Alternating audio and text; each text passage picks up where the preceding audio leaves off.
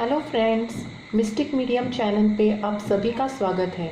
आज हम जानने वाले हैं ब्रीफ हिस्ट्री अबाउट टैरो और टैरो कार्ड्स कैसे काम करते हैं इस बारे में। वीडियो चालू करें हम उससे पहले अगर आपने मेरे चैनल को सब्सक्राइब नहीं किया है तो please like, share and subscribe my YouTube channel mystic medium और and please don't forget to hit the bell icon so that आपको नोटिफिकेशंस और मेरी जो न्यू वीडियोस मैं अपलोड करूँगी वो आपको उसकी अपडेट्स मिलती रहेंगी। ओके, तो ये जो टैरो कार्ड्स होते हैं ये बेसिकली ये ऐसा डेक है टैरो कार्ड्स का। ये टोटल 78 कार्ड्स होते हैं इस डेक में।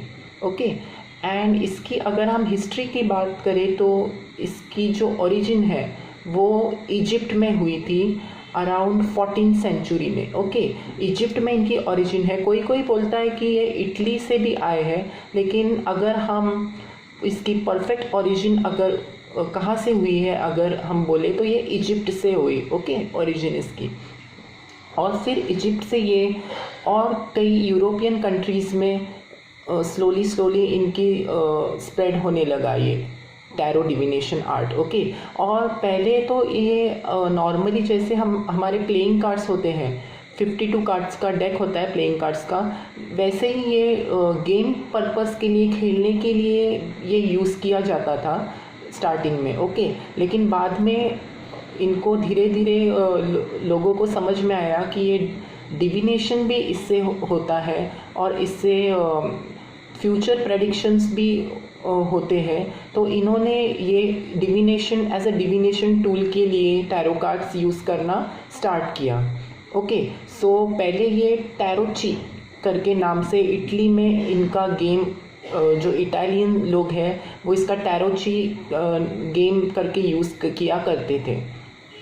और जो जिप्सीज़ और कबाला के लोग होते थे ये हर जगह घूमते रहते थे। जैसे कि हमारे यहाँ जो फॉर एग्ज़ाम्पल जो सर्कस के रहते वो एक जगह पे नहीं रहते टिके हुए। ओके, वो हमेशा घूमते रहते यहाँ से वहाँ हर जगह पे। वैसे ये जिप्सीज़ लोग थे, ये हर जगह घूमते रहते थे और ये लोग अपने कबाला में इसकी जो रिचुअलिस्टिक तरीके से इन्हें यूज़ किया करते थे।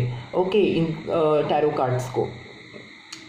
तो फिर वो ये जो आर्ट है ये यूरोपियन कंट्रीज़ में स्लोली हर जगह स्प्रेड होते गया और इस तरह ये टैरो कार्ड्स इंडिया में भी आए और फिर लोगों ने इसे डिविनेशन पर्पस के लिए यूज़ किया फॉर गाइडेंस।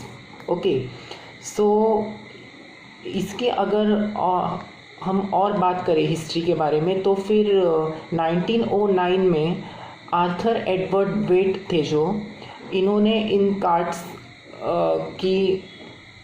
कार्ड्स को री इंट्रोड्यूस किया लोगों को। ओके, और पैमेला कोलमैन स्मिथ जो आर्ट डिज़ाइनर थी उन्होंने ये कार्ड्स डिज़ाइन किए under the guidance of Arthur Edward wait.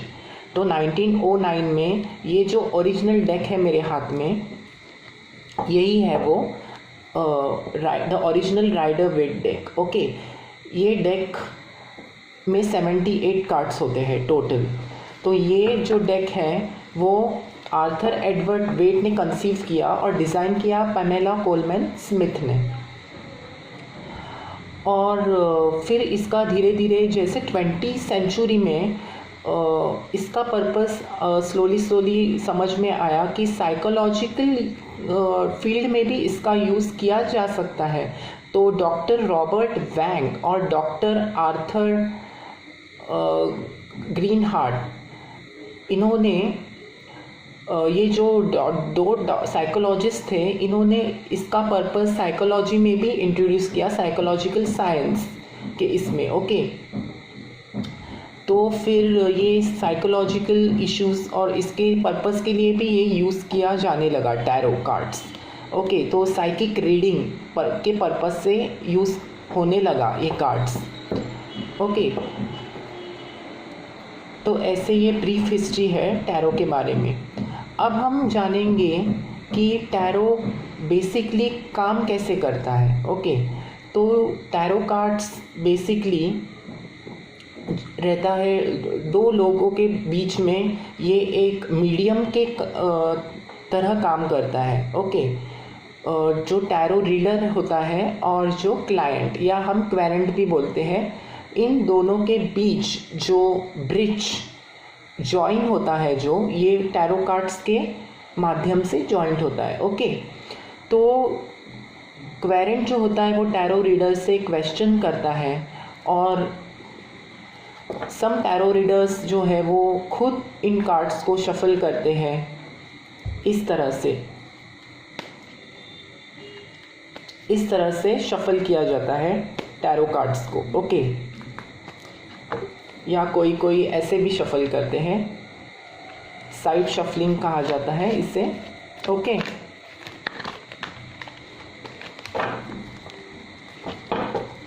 इस तरह से। ओके, तो बेसिकली क्या होता है कि ऐसे शफलिंग करने से जो एनर्जी है, जिस पर्सन जो शफलिंग कर रहा है टैरो डेक, उसकी एनर्जी इसमें इन्फ्यूज़ हो जाती है, इसमें चली जाती है। ओके, जैसे कि हर पर्सन का अपना एक ऑरा होता है, हर जो चीज़ है उसका एक अपना ऑरा होता है। ओके, तो जब हम ये कार्ड शफल करते हैं तो हम हमारी एनर्जी इन टैरो कार्ड्स में इन्फ्यूज़ करते हैं। ओके, इनमें ट्रांसफ़र करते हैं। तो उससे क्या होता है कि हमारी ऑरा और हमारे सबकॉन्शियस माइंड से ये कनेक्ट हो जाते हैं। जैसे कि हमारे जो सबकॉन्शियस माइंड में हर वो क्वेश्चन का आंसर होता है, हिडन होता है अंदर, बस उसे हमें बाहर लाने की ज़रूरत होती है। तो टैरो कार्ड्स एग्जैक्टली हमें सबकॉन्शियस माइंड की जो आंसर्स होते हैं, जो हिडन होते हैं, हमारी हर प्रॉब्लम का सॉल्यूशन हमारे माइंड में होता है।